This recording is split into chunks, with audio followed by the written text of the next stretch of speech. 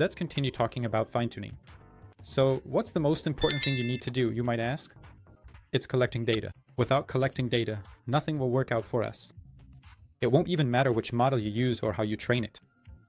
In other words, data is the foundation of fine-tuning, the basis for improving model training. So first, we collect the data, look at it, and it needs to be perfect. That means, for example, a question, an answer, a prompt, a result.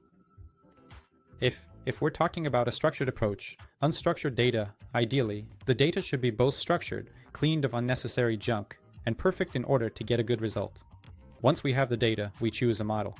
In this case, the model can be any model that's already been pre-trained.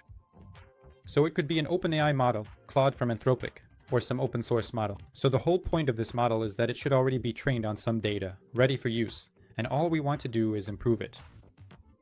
In other words, we combine a pre-trained model with the data we have, which has been specially prepared.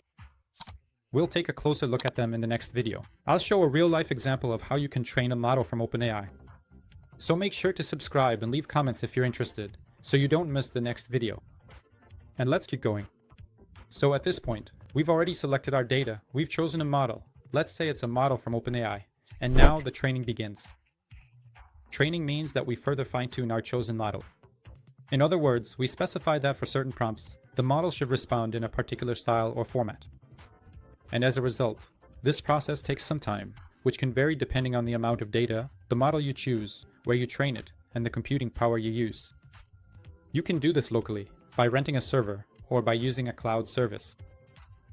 This might take 30 minutes, or it could take 3 hours. Again, if you have a large amount of data, the more data you have, the higher the quality of the result. And in the end, we get a trained model that is available exclusively to us.